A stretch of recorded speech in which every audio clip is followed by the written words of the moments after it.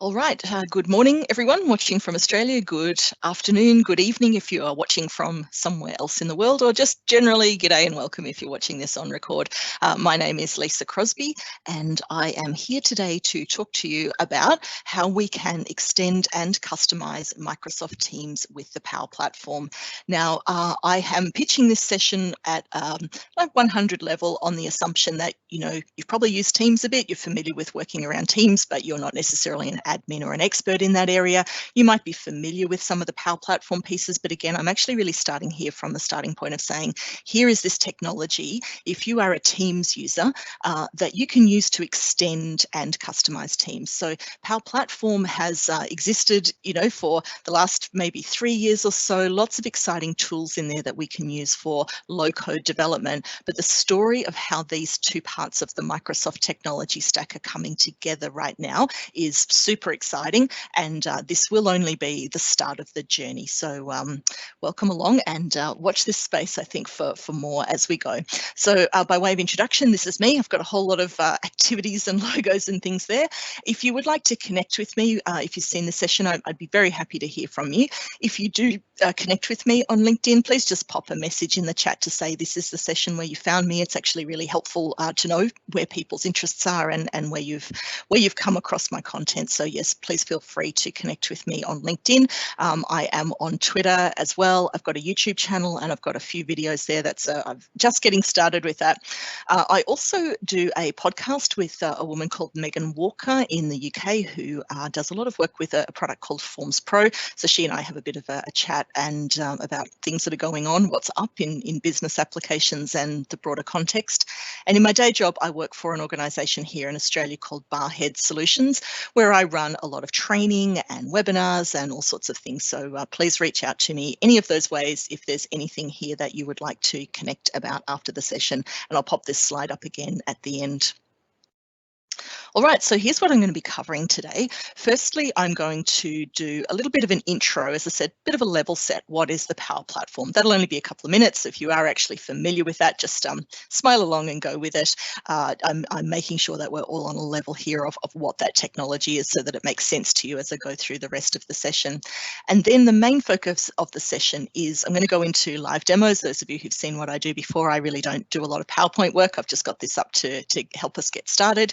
And then we'll go through some of these live demos on how to use these parts of the platform to extend and customize Microsoft Teams. So here's my scenario. Now I'm hoping some of you will know the reference here. I do like to have a little bit of fun, but I find sometimes my pop culture references hit the mark, sometimes they don't, but you'll go with it. You'll go with it anyway. If you recognize Moss there from, it's a TV show, British TV show called The IT Crowd. If you haven't watched that, I highly recommend you do. It's an oldie, but it stands the test of time.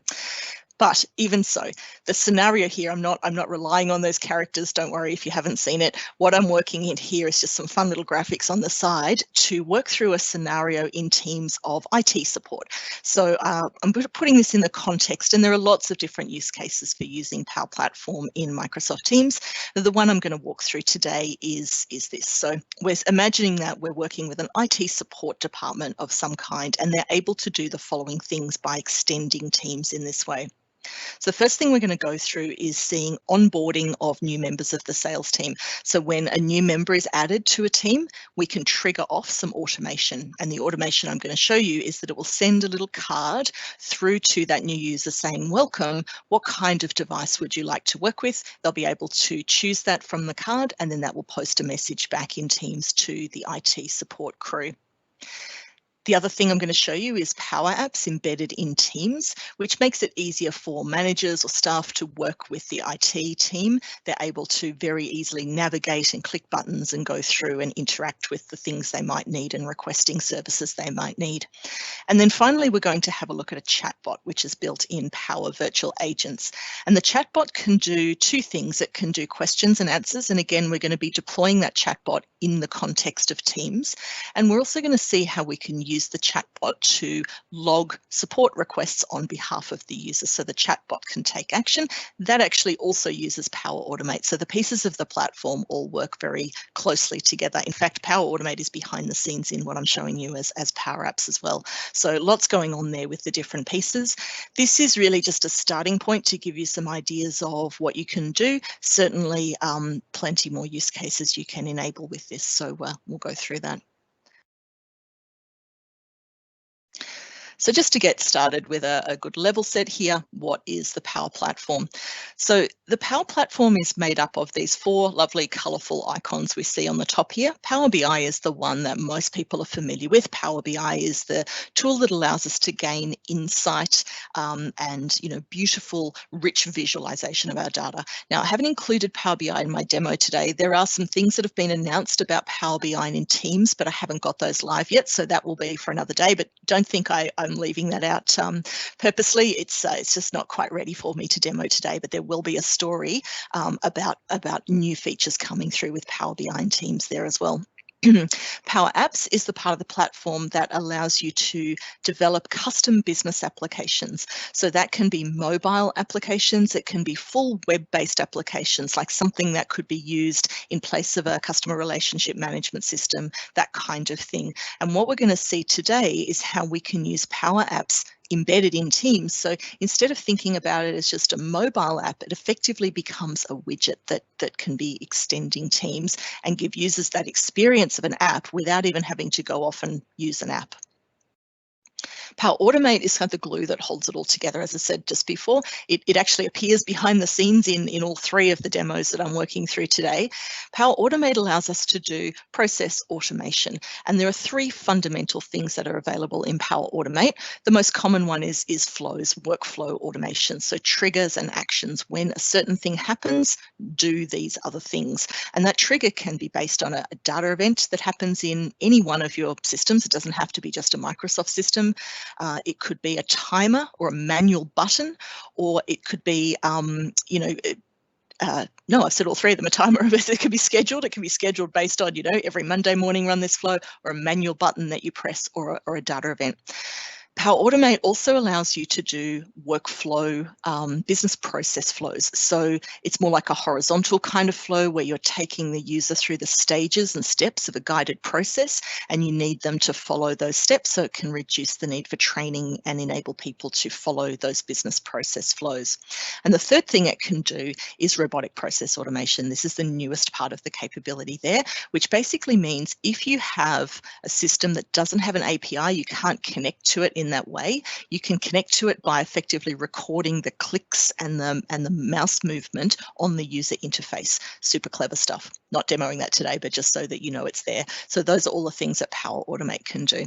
And then Power Virtual Agents allows you to create a chatbot with no code. This is super exciting. I'm always stunned by the kinds of things that you can do with no code in this platform. And now, you can create a chatbot in a matter of 5 or 10 minutes. And I'll be showing you that a little bit later.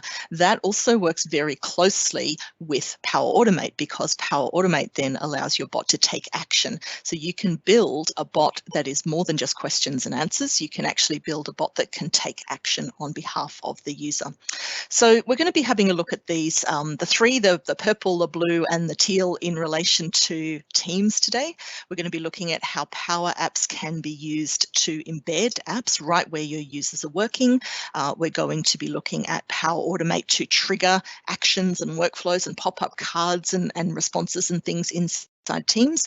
And Power Virtual Agents we're actually going to deploy as a chatbot inside Teams, and the chatbot is also going to post some messages in Teams. So lots of things there that we're going to look at. Obviously, Power Virtual Agents can be used as a regular bot, on your website, but this use case of deploying it as an internal bot inside Teams is something that's coming up a lot. So what we need to start doing here is thinking about Teams as an application platform. So most of us know Teams as chat, meetings, collaboration, productivity, perhaps. The growth of people using Teams in the last 3 or 4 months has been absolutely enormous. But there are a lot of people who are just using it for chat, just using it for meetings and so on. And it's really important to understand that there's a whole lot more going on there. we are able to, think of it as like an app platform, and you can go from grabbing third-party apps. So you'll see there, I've got things like SurveyMonkey or whatever, GoToMeeting, whatever, those pre-canned apps from third parties. I can grab those and add those into Teams. At the other extreme, I can also create apps, custom code, develop my own apps and put them in Teams. So you've got those two extremes there. And what we get in the middle, though, is using the Power Platform to extend Teams, because all of those things I've just talked about are enabling high velocity, low code development. That's really what Power Platform is about. There are some parts of there are some parts of Power Platform where you do need to bring in the code, absolutely. But the story here that allows people who are not professional developers to rapidly develop apps with no code or low code is the focus of what I'm looking at here today. And that means that it becomes the extensibility of Teams. It's actually the extensibility of a whole lot of other things. You can build standalone apps, but it's the extensibility of all sorts of Office 365 things. You can use it to extend SharePoint. It's the extensibility behind Dynamics 365. So, learning the skills that go around Power Platform actually means you can apply them in lots of different ways. And especially with this relationship with Teams, we're going to be seeing more of this over the course of the year. So some of the announcements that came out of both the Microsoft Business Applications Summit in May and the Build Conference in June were very much around Microsoft essentially saying that roadmap we had around Power Platform and Teams, we've basically just rethought the whole thing now, given where we are in the world, to really enable remote working, remote collaboration. And so, these are two of the fastest growing parts of the Microsoft technology stack. And so, of course, bringing them together is going to make a lot of sense. So what I'm going to do in the demo here is show you what you can do today. But there are some announcements of things coming, which I haven't got live in my demo system yet, about being able to add Power Platform things into Teams just with a single click. So I'm not going to show you too much of the back end today because the back end way of doing it now is not single click, but it's going to be single click very soon. So that will be super exciting. And as I said, with the investment in this space, I'm quite sure there's going to be a lot more to get excited about coming up.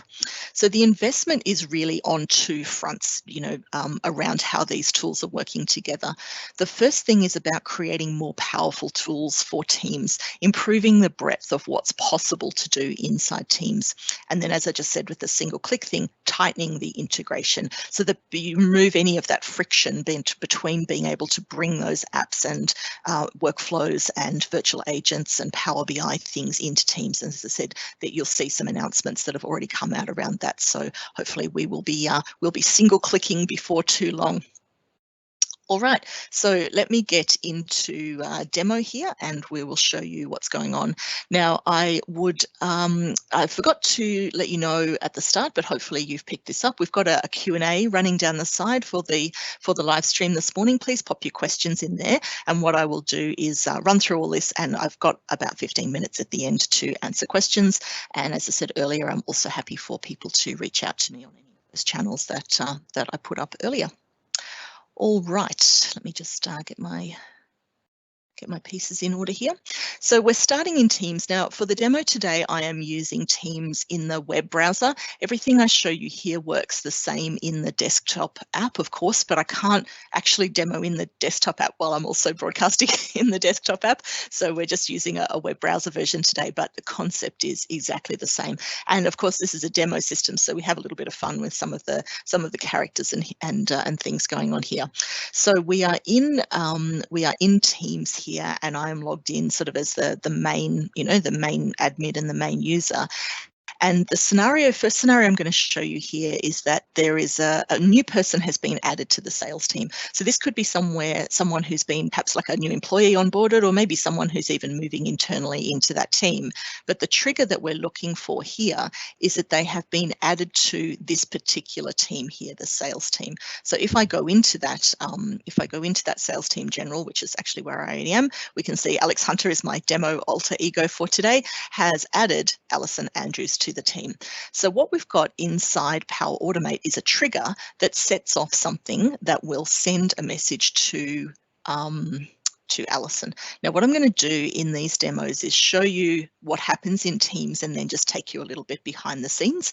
In the space of an hour, I can't give you a full lesson on all the Power Platform things. So I just want you to orient around what the pieces are and how they work. And then there's plenty of learning resources out there that I can help you with if you're interested in going further into any of those areas. So let's just find Alison's experience now. So I'm just going to flip over my browser and I'm now Alison Andrews over here in the top corner, and we can see what's happened is that I have been added to the sales team and I've got a notification in my chat, and this is coming up now. You'll see some repetition of this because I was doing some testing earlier. So what we get is the Flow bot saying new device selection. Welcome to the sales team. We have a range of devices available for you. What would you like to choose? And I can press a button here to choose a laptop, tablet, or a desktop. So I might say I would like to work on a laptop, and I would say I prefer a Surface 3 lap in rose gold. All right, and I can click submit. So what's happened is it's triggered the flow. So Power Automate is working on triggers and actions, and there's a trigger behind the scenes there that has said when a user is added to a team, trigger that card with the options. And then once the person has submitted that, if I go back into my main team here, you will see what's happened is that this has popped up here. So I'm back in as my main user here. I've got an IT crowd support channel, an IT crowd team, and then I've got a channel here called new user setup. And if I go in there, that's the one that I've just done live now, 916, Alison Andrews has requested a laptop, and we've got the comments, prefer a Surface Laptop 3. I'm reading it wrong. You can read it in rose gold. So that's the process of what we've done there. Let me just show you what that looks like behind the scenes here. So now I'm in Power Automate, and this is the series of triggers and actions that we're working through to make that happen. So we've got a trigger here. So the first thing we say is, and you'll see this is in preview, so this is all quite new stuff. We can trigger a flow, trigger an automation based on a new team member is added. Now there are other options in there as well. We've got different connectors that can be when a post is made in a channel, when there's an @mention. There's a whole lot of different triggers there around the Teams connector in Power Automate. And I choose which team, so I just choose from a drop-down menu there, which team it is that I want to use it. And then there's an option here, an action. So the way this works, just to show you what it looks like to build, is to say add an action, and I can go in here and look for teams, and I can see here are the actions that are available to me. So if you enter adaptive cards, I'll show you an adaptive card one later, you can do that. You can post a message, you can post a message as the flow bot, you can even create this channel. There's a lot of actions, and as I said, the growth in these platforms, all of these are quite new. They're all sitting in preview at the moment, so plenty to work with there. So what that does is posts that thing that we saw, laptop, tablet, desktop. There's my headline. It's determining that it is going to the user that was added up here, and there's the message. And that's what we saw when we had a look at that one earlier. Now, the next thing that we need to do is actually pick up the name of this person, because I don't know if you're watching carefully, you might have noticed that in my demo system here. Let me just find it again. This first one here that I tried, if you just pull in the ID, if you just pull in that thing, it'll say this person has requested. Well, that's no good at all, right? That's the GUID of the user. That's not helpful at all. So the Teams connector doesn't know the name of the person. It knows the unique ID of the person. So we just add an extra step in here, which is calling on the Office 365 connector to say, get the user profile. So we say, grab that ID that we know from Teams, go into Office 365, get that user profile. And now we've got all the information available that we want. So when I post the message back as the Flowbot to Teams, I'm saying post it in the IT crowd in the new user setup channel, and then I'm getting the display name from the user profile, and I'm pulling in the option that they selected from the card and the comments. Now, obviously, I can do more formatting and different things in there. You can also post adaptive cards if you're into adaptive cards and have beautifully formatted cards and things. All of that's available to you, but I like to keep it nice and simple, just with a flow. If you haven't seen this before, that's what's going on there. So that's our Power Automate experience. You can use Power Automate to trigger things based on Teams. You can use Power Automate to post in Teams, post cards in Teams, post options to the user, post messages, all of those kinds of things. And you'll find there's documentation online for all of these kinds of triggers and things. So this is the Microsoft Teams. This is the Microsoft Teams connector documentation, and you'll see here it has a whole bunch of things. It tells you it's in preview, but we've got all of these different actions that we can do, and it will actually go through and explain. So if you're a read the manual kind of person, if you're not a read the manual kind of person, which I know many people are not anymore, you will find inside Power Automate that we've got this option here called connectors. And if you actually just look for a particular connector, it will give you a bunch of information about it. It gives you links to videos and things, so you can go in and do all sorts of things. You can go in and learn more. You can watch a 60-second video. We've got, templates here. So the templates are really good at giving you ideas of things you can do. They're not everything you can do, but if you want to get started, if you're a beginner to Power Automate, picking up a template and running a template is a super good way to learn. And then you can adjust that template, tweak it to what you want it to be. And you'll see here we've also got some of the triggers and actions there. So that ability to go inside Power Automate, click on connectors and find the connector, you get this lovely sort of welcome page that orients you around what that connector is and what it can do. So the Teams connector in Power Automate is allowing you to both trigger based on things that happen in Teams and post based on things that happen in Teams.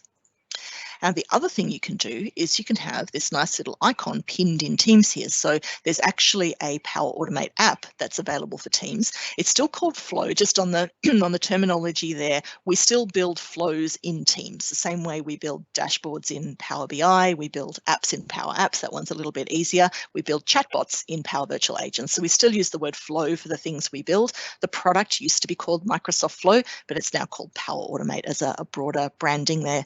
So you can see there I've got flows in here. I can actually start to work directly inside Teams with my flows. So I can I can see them in here. I can open them and jump in them. If I'm working with approvals and things, I can have all of those available sort of inside Teams as well. So, that's a session for another day, but just so you know, you can actually access Flow directly from inside Teams now as well. All right, so now let's have a look at Power Apps, which is the second part of what I want to show you today. So Power Apps allows you to build what I'm showing you here today is one part of Power Apps. It's called Canvas Apps. There's actually two types of Power Apps. Canvas apps are the one that most people know about when they talk about Power Apps. You start with a blank canvas, you can connect to whatever data source you want, and you can build an application that is typically a mobile phone or a tablet application and make it do whatever you want in a low-code environment. What we're looking at here is the idea of doing all of that, but having it embedded in Teams as an app. So instead of it being a mobile app or a desktop app or whatever, then this allows the users to have those applications right where they're working. So now we're thinking of Teams not just as an application platform, but also really as the canvas where you're working all the time. So, you start your day, and if you're using Teams well, this is what it starts to look like. I start my day, I go into Teams, it becomes my home for everything I'm doing. I've got my chat in there, I've got all my collaboration in there, but now I've got all my apps in there as well. I don't even have to go and have it on my mobile device or whatever. I can actually just use it right where I am. So being able to put those things all in the one place for the users makes it really good. So let's have a look at a couple of examples there. So again, with my IT crowd demo here, let's say I've got a management team here. And again, this could be anything. I've got a bit creative with this. I've got the IT setup channel here, and you'll see what I've done is pinned an app in here. So this is actually just as simple as going in here and you can add a tab. So you might have seen this before where you can add any of these apps in here, but where I've created an app in Power Apps, I've actually created a custom app and we can pin that and have that sitting there.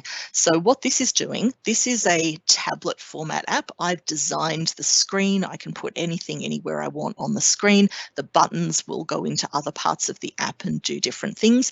And I said at the start, my demo alter ego, it doesn't look a whole lot like me, does it? But my demo alter ego here is Alex Hunter. It's actually pulling his name and his photo from his Office 365 profile because it knows who, it knows it's logged in as Alex Hunter, and it's pulling that in there. And I've got a bunch of options here that I can choose from.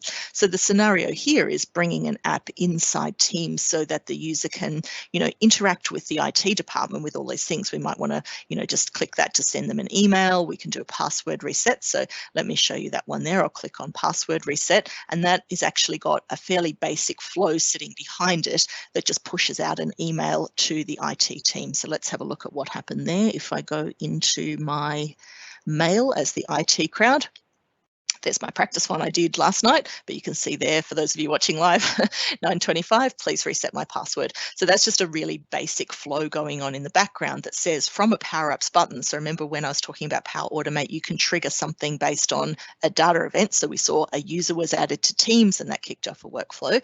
Now we're seeing someone pressed a button in a Power App and that kicked off that workflow. So we can have that sitting in there. We can also have apps that are pinned to the toolbar here. So you'll see here on the left-hand side, we've got a leave request. So this one might be more general. This one is sitting in the context of a team. We can have something more general on the side here. So I can just go straight there, and here's my leave request Power App. I'm going to, let's log in as an employee, and I can see my leave balance. I can see I've got 10 vacation days, 8 sick leave days. I can go into a leave request. I can create a request and go and so on. So when I was talking about templates earlier, this leave request one is actually a template Power App that you can just grab and adapt, just to show you sort of how rich the templates and things are. But I can fully interact with the Power App. So you imagine this could be a tablet device, and you might still have it on your tablet device, but I've also got it in here. So, this idea of building apps and then embedding them in Teams, and the users can just go, okay, well, now I'm a user, and instead of having to go and find, oh, where do I need to log in to put in a leave request in another system, or I need an app, or, we've all got so many apps and things. Oh, good, look, it's right there. I can just go into it and I'm done. And I don't even have to know that it's an app or that it lists anywhere. It actually now just becomes, from a user point of view, part of Teams, extended Teams, and added this leave request functionality sitting in there. The other thing you can do with Power Apps is that the app can actually pick up on the context of the team. So a little example here, let's say I've got like a little cost estimator app sitting here inside Northwind Traders, and you'll see what happens is as this loads up, it's going to pick up Northwind Traders is picking up the name of the team. So if you've got something where you wanted to fill in a form of some kind, so let's say we're doing an estimate on a cost for something, and I can enter the data there and click next and submit or whatever, I'm saving myself some data entry time there because it's actually able to pick up the context of what's going on. So that's an example, picking up the name of the actual team itself, but there are other things you can do in there. I haven't got this demo working live, but you can also have the theme change, like based on the colors can change based on if you're using Teams in light mode, dark mode, high contrast mode. You can actually put that inside the Power App so that it matches, it matches those things. And some of the announcements we saw coming out of the recent conferences are suggesting that we're going to see a more Teams themed Power Apps experience. So the idea of being able to build a Power App directly from in Teams, but it starts off in a template that looks and feels even more like Teams. So that was something that there was a demo of that at the Business Applications Summit in May, which was super exciting. That shows some of those things. And I think Nadia posted a link to that one earlier for me there. All right, so let's just have a look at Power Apps itself for those of you who might not have seen this before. We're going in here. Let's have a look at this leave request app because that's got quite a lot going on inside it. And what we've got here is, like I said, it's a blank canvas that you start with, and it allows you to do whatever you want. You can design the screens, you can design the navigation, you can kick off workflows and things behind the scenes in there. I'll just give that a second to load up. And this is like a hybrid of PowerPoint and Excel type skills. It's not exactly PowerPoint and Excel, but you sort of get the look and feel of the pieces are not unlike PowerPoint skills, and you have a formula bar that has stuff in it that's not unlike Excel. And the process of learning how to build these things for me is very much like how you learn to use Excel formulas, right? I mean, back in the day, some people probably did sit down and digest a whole book of Excel formulas and learnt it that way.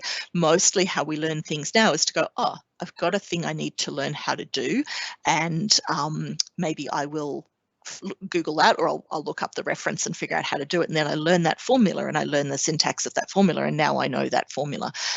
We also run, and if you reach out to me, we run App in a Day, which is a free training program that is a really good way to get started with that. Won't teach you everything you ever need to know about Power Apps, but certainly good grounding, good starting point. So if you're interested in that, please connect with me afterwards, and I can point you in the right direction there. So what we've got fundamentally here is, a series of screens. So you can see here I've got my login screen, and I've got all the different pieces there. So I've got, an icon. I've got the login as manager, which has got, a button on it and things like that. And then we have all sorts of formulas sitting up the top here. So if I go to this button on select, it's going to do certain things and navigate to another screen. There's my home screen and so on. So you'll see even with this, the whole thing is fully customizable. If I wanted the color of this to be something different, let's say, my branding was orange, I could have that. And I'm just going to completely break this app now. I could say, let's move that there. Let's take this component and space these things out a bit more. So just to give you a sense of it, and what I'm going to do is just close that and and not save any of the changes. But if I have a look at my IT request app here, again, I'm able to bring in images and things. So, and these things can be connected to lots of different data sources. So in this case, I haven't got much in the way of a data source going on behind the scenes, but you could connect this that it's bringing in things from a common data service database or a SharePoint list, or even a non-Microsoft product. You can bring this in so that you are connecting up to your, third-party systems of any kind. There's about 300 odd connectors in the Power Platform. You can build custom connectors as well. So you can build this as an app to give a really good user interface, front-end user interface on another system. And then again, in the story of bringing that into Teams, you're able to say, well, hey, I've built this beautiful user interface, and then it is connecting to another third-party data source, and I'm bringing that into Teams. Now, one of the other things that I just want to really emphasize here is around permissions and so on, because when you create a Power App, firstly, you have to share that Power App with other people. So if I look at my demo system, I keep tabbing out and I don't need to. It's actually just right in this window here. If I go in here and I can see this management team and I've got that IT set up, I'm logged in here as Alex and I can see that here. But just to show you, let's go into Alison, for instance, and let's say Alison is also sitting in this management team and she goes into IT setup. I can see that and I click on it, but I'm actually going to get a message here as Alison saying, can't open the app. So firstly, there's a couple of layers of permission. The first thing is the sharing of the Power App. So adding it to Teams doesn't mean that everyone has access to it unless you want them to. So you choose who the Power App is shared with inside Teams. And then if you are connecting that app through to a third-party system or a data source of some kind, the Power App and Teams, none of that, it will not escalate privilege. So the user will still only have access to what they would normally have access to. So even if I'd created a Power App here, say that connected up to my CRM system, even if I shared the Power App with Alison and she logged in and went through, if she didn't have access to the system, it would ask her to authenticate and she wouldn't be able to authenticate. Or if she could authenticate, it would still only give her access to what she's allowed to access in there. So all of the security and permissions and everything, absolutely fundamental part of the platform of what's going on here. You can absolutely control that. Adding an app to Teams does not create a free-for-all that means everyone can access it or that everyone can access the systems that are sitting behind that. Okay. So what I will show you now is the last one, which is Power Virtual Agents.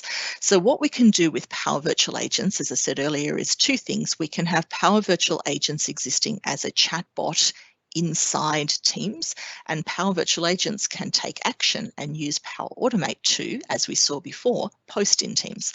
So let's have a look at how that works. So now I'm going to go in here and go to my chat. And what I've done is I've added my little Roy bot. Now I probably should have called him Moss if you're actually paying attention there, but anyway, it's a cute icon, so I went with it. So what we can do here is say, this is now a chatbot deployed inside Teams. So what we looked at before was sort of, you know, a flow bot sending cards, but that's actually just kind of posting messages and things. This is actually now a fully intelligent bot that can understand what's going on. So I'm just going to say hello to kick off the conversation. You can actually customize the bot so that it starts the conversation for you if that's what you prefer. It'll come back with a greeting here in a second. I'm just going to wake it up. There we go. Hello, I'm the IT Crowd Virtual Agent. So I've customized that message. What can I help you with today?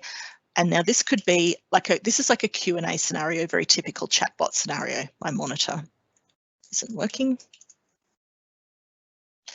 And the idea here is you can have an internal chatbot for various things. So in the IT support scenario, there's a lot of questions that are very standard questions that they might not want to be answering. They could bring in an existing frequently asked questions, you know, set of content. They could bring in, you know, just create topics and things. So I'll show you all that works before.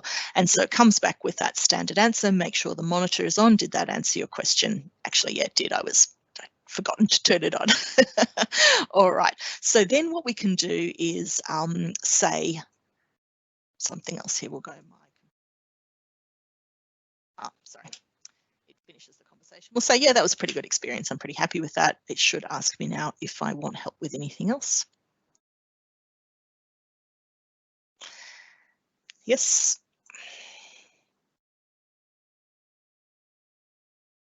Right, so we will say my computer is broken. Not having a good day, am I? Now, what we're going to do here is it's going to go through a process, and again I will show you the behind the scenes of this, because this is all built using a low code interface. Have I tried turning it off again? Yes, thanks, I have. So now what it's going to do is say, well, if we've gone through that first triage, have you tried turning it off and on again? Then let's send a message. So now what we're demonstrating here, what we're seeing here, is the ability for Power Virtual Agents as a bot to take action on behalf of the user. So this is now Power Automate and Power Virtual Agents working together behind the scenes. But again, from a user point of view, I'm in Teams. I'm doing this in Teams. I haven't had to go out to a website, haven't had to do anything. So what's your name? I might give it my real name this time. What type of computer am I using? I'm using a laptop. Tell me more about the problem. The battery is running.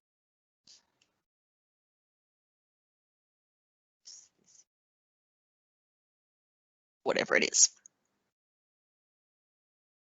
So then what's going to happen is, if I go back, we'll just give it a second to confirm that it's all good.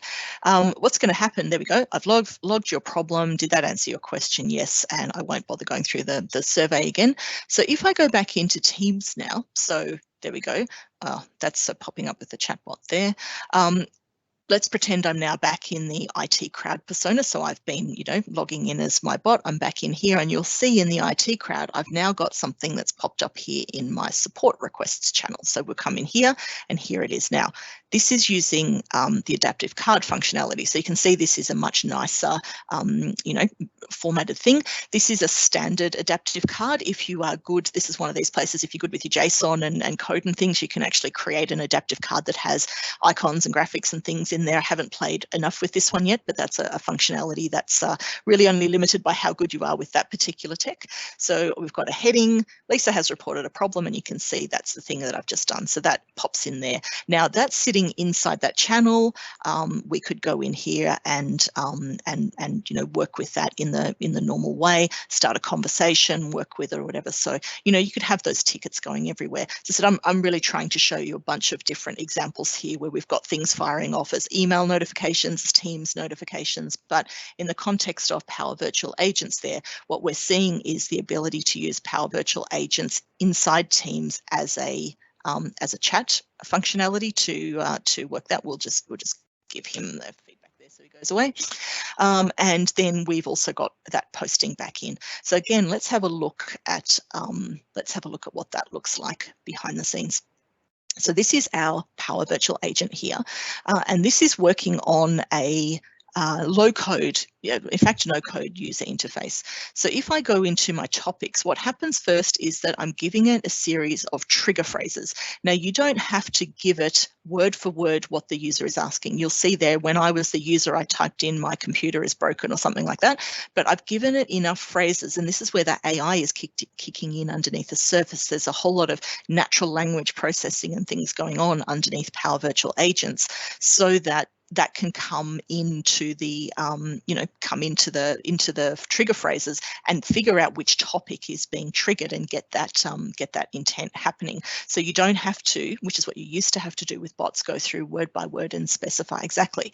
I can add messages in here, and so adding pieces here is as easy as, we click something here and I'm going to choose to say, oh, let's show a message, and I could add a message and say, oh no, whatever you want to put in there. So it's just like adding sort of little flowchart things. Sounds like you have a problem with your computer, and then we can ask a question. So you'll see there, before I added a message, this is the ask a question node. And asking a question, you can choose lots of different things here. So we can choose to set up something that's multiple choice. We can choose to have a Boolean, which is what I demonstrated there, a yes/no question, or you can use what's called entities. Now, these are text analytics entities that recognize certain things in unstructured text. So for instance, it's able to pick out a city or a color or a whole lot of other things here, which, there's a lot going on there. Email address, for instance. So again, if you say, what's your email, the user can actually just type in, if they just type in their email, that's all good. But if I type my email is and type that in there, then you will find that it's able to pick out the email string, and it's able to pick out a valid email string or pick that there isn't a valid email string in the response. So there's a lot going on there in terms of it being able to extract key pieces of information from natural language, as well as using that natural language trigger. We'll just delete that so that I don't break it. So we'll do that. Now you can see I've just completely broken my bot here. Let's pretend I did that on purpose.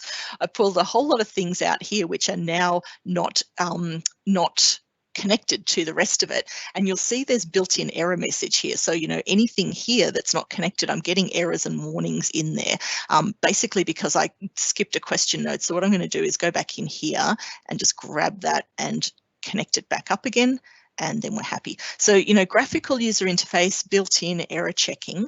And let me just show you what's going on with the flow in the background there. So we saw we had our, Boolean response. It's equal to, so if I say yes, then we can say I can help send a message, and we go through these series of questions here. What's your name? And it's looking for the response, and it's saving that as a variable. What type of computer are you using? We've got multiple choice options in there, and that's saving it as a variable. In this case, I'm not branching different conversations based off those options, but I could. Tell me more about the problem, also saving it as a variable.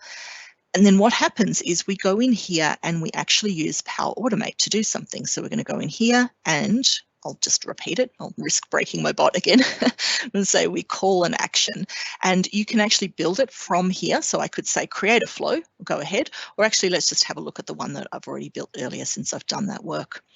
So what we see here back in Power Automate again is that we've got a top and tail, and this is how it comes through. Power Virtual Agents is sending the flow, these bits of information, do whatever you want in the flow to take action, which includes connecting to other external systems, and then return values to Power Virtual Agents if you want. So again, this is a relatively simple one. We are looking for, in this flow, the bot needs inputs of the name, the problem type, and the problem description. Then we're using this feature of the Teams connector to post an adaptive card to the IT Crowd support requests channel. And you can see there, this is getting into JSON, which is getting into, I would say, low code. It's not code, but it's definitely not no code either, I've actually just copied and pasted that from a sample. So even if you're not that familiar with JSON, there's heaps of kind of samples and things out there that can get you started, and you can just change the values in there. And that's also, like I said, templates, good way of learning. Grab something that exists and put your own thing in it. And then in this case, I'm actually not returning any value to Power Virtual Agents, but I could if I was going out to a system. So for instance, this could be maybe this is an invoicing system, and I could use the bot to go out and say, find this invoice number, find the information, and return that information in the bot. So that's the kind of thing you can do. And again, as a user, you can have that experience just in the chat in Teams. You don't even have to go out and find the bot or do anything. It will just bring that information right back to you there.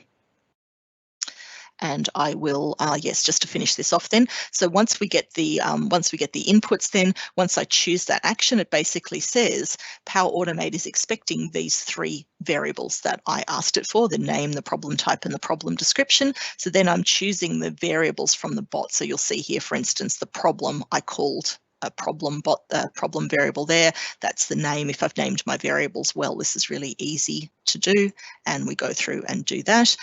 Again, I'm going to just delete that so that I don't break it. So we've got that action in there. It calls that flow, and then it sends a message back saying thanks very much. So again, that's a relatively simple example, but your flow could do all sorts of more complex things, because anything that Flow can do, you can now get the Power Virtual Agents chatbot to trigger that, send that information out, and off you go. All right, so that's all I had, and we've got about 10 minutes left for questions there. So just in summary there, we've seen Power Automate trigger workflow when a new member is added to a team, post as a bot with options, and post the response as a message. We saw Power Apps embedded an app inside a channel, so it looks like it's seamlessly inside Teams, remembering that user permissions for both the app and the connection still apply. We've seen that you can pin an app to the sidebar, and also that apps can pick up the context of the team or the channel that they're in. And Power Virtual Agents, we saw the user interacting with a chatbot in Teams, that chatbot can handle both Q&A and take action on behalf of the user, and the chatbot posts back in the IT support channel. So that's it. I'll leave that up if you would like to connect with me, and I will switch over and see if we've got any questions in the chat.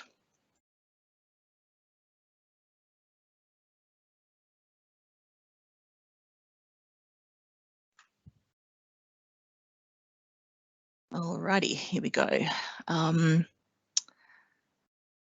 Can we so one of the questions from earlier there, can we integrate with third-party leave platforms? So yeah, you can build a Canvas app that that connects to any one of the connectors. So the Power Platform itself, and if you have a look if you just Google Power Apps connectors or Power Platform connectors, you'll find the list of them. Or as I showed you before, inside Power Automate, there is a list of connectors, and you can search for them and go through the documentation. There's about 300 different connectors there. So if your leave system or HR system is one of those, then yeah, you just choose it and you're good to go with building Power Apps and Power Automate connected to those systems. If it's not, then you can actually build a custom connector as long as that system has a REST API. You can build a custom connector. You'd need someone who knows what they're doing with that, but it's not a massive piece of work to do that. So yes, definitely you can do that. Is it a tablet layout or web?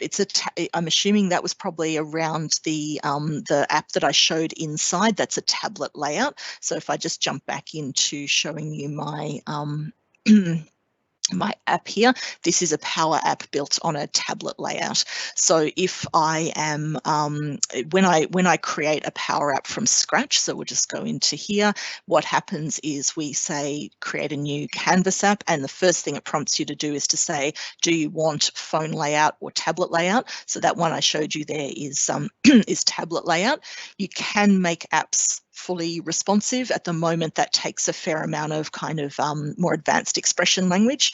We're seeing some announcements coming through from Wave 1, the release that came through sort of earlier in the year, around making that more easily fully responsive. So again, there'll be something coming there. But yeah, that was a tablet layout that I showed you.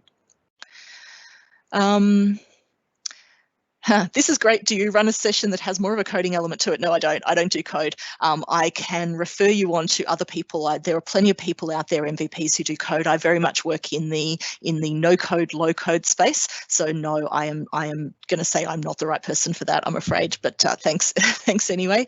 How easy is it to make the chatbot for bilingual? So Power Virtual Agents actually supports multiple languages, but you don't actually build a chatbot that speaks 2 languages. So if I go in here and say, let's create a new bot,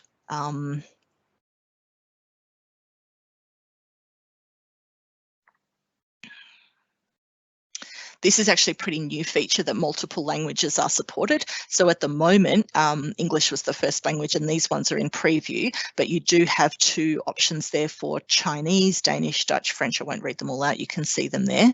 So there's about 15 different languages and a couple more in there as well that are sitting in those categories. So you can build a bot in any of those languages. Because the bot has a lot of natural language processing and things underneath, you need to choose a language for a bot, because it is then relying on the underlying AI natural language processing model for that language. So the bot itself can't speak 2 languages. However, what you would do if you needed to have multilingual bots is you would create 2 bots, one in each of those languages, and you would have like an orchestration bot that says what language do you want, or some other flow that says what language do you want, or picks that up and then directs to the bot that speaks that language. So we've got capability, like multiple language capability in there, but it is 1 language per bot, and that's something I don't think will change based on my understanding of what's going on under the hood, because it needs to draw on the natural language and AI understanding model that's specific to that language. Is licensing required for the developer creator of the chatbot in virtual agents? The way that licensing works for virtual agents, I'm working on a demo system here, so you can certainly sign up if you go to the website. I'll just pop it in into the response on your question there, Fernando, aka.ms/try PVA is where you can get a demo. But then the licensing, if you actually want to deploy something beyond a demo system, because you can get a trial for 30 days and do everything I've shown you here. I'm working on a trial, but obviously that will expire and that's no good. So then the licensing is not a per user thing, it's a per session thing. So your organization needs to have a license, and it's based on a number of sessions and so on. It's a price per month based on number of sessions. So it's not about an individual. Actually, I think there might be like a SKU that the developer has, if that's the question you're asking, but it's not a specific paid SKU for that. So you pay for a license for the whole organization to have the chatbot functionality, which is multiple bots and whatever, just up to a certain number of sessions per month. But then you give permission by a SKU to say, Lisa and Tom and whoever else are authors in the chatbot. So just in case I've answered the wrong question there. The IT crowd is fantastic. Excellent. Do you know, I did once go to a presentation and try to start off by, I had my little backup Wi-Fi dongle and say, I've got the internet. And for people who know that scene, which is like an iconic scene in that show where Jen presents the internet, I thought I was making a very witty joke, and most of the people in the room looked at me like I was a little bit crazy. So it's a little bit more careful with how I use that one now. But anyway, yeah, it does thankfully stand the test of time. Great. And we are 7 minutes to go. That's a comfortable kind of finishing point from my point of view there. So unless there are any other questions, I will hand back to Nadia if she wants to wrap up. I think we're good. Thanks for that, Lisa. I couldn't agree. I think IT Crowd's probably one of my favorite shows. It's great, and I'm always in hysterics. Yeah, it's Roy and Moss are great. So is Jen. It's a really good show. But anyway, thank you everyone for joining. I thought this would take you quickly through what's up and coming at the Reactor. Yesterday I just gone live with a couple of new events that are really, really exciting. We're really looking forward to having them. So as you may be aware, you probably would have come across a lot of our a lot of our meetups and everything via our meetup page. So that's on the meetup.com/Microsoft Reactor Sydney. We also have global reactors as well who do a lot of events. So you might want to see that they actually cross with our time zone. You can find out more information on our Twitter page as well. The recordings for our sessions are always uploaded to our Reactor YouTube channel, which is usually within a couple of days. And if you've got any questions about any of the live streams, if you've missed contact details or links, or you're even interested in presenting a live stream yourself, you're more than welcome to email us at reactorset@microsoft.com. So I just thought I'd quickly put out there, we've actually started school holiday virtual workshops. So these are going to start as of next week for all of school holidays, 3 sessions a day. We've got a session around a Smithsonian fossil tour, so learning about the Jurassic times. We've also got how to learn and create your own application. So that's more of a 13 plus age range. And we've also got Minecraft workshops as well. So those are various times during the week, 3 sessions a day. So you can find out more information on our meetup page. We also have a session coming up about Power BI. So this is going to dive into the fundamentals of Power BI, what it actually is, how you can use it in your day-to-day, and how you can benefit from it as well. So it's going to be run by MVP Matt Ellington. So we've also got another session with another MVP, Bruce, who's going to teach you how to build a Power App in an hour. So that's going to be a really fun session. You'll be able to find out more information on our meetup page. If you do have any feedback that you want to give to us, I'll pop the survey link in the chat box below, but you can find us at aka.ms/reactor/survey with the event code 7704. So as mentioned, thank you so much, and thank you to Lisa for taking time out this morning and presenting to us all. Thanks very much for having me. It was great fun. Anytime, it was great. So that's all from us today. We thank you so much for joining, and we will see you next time. Bye, everyone.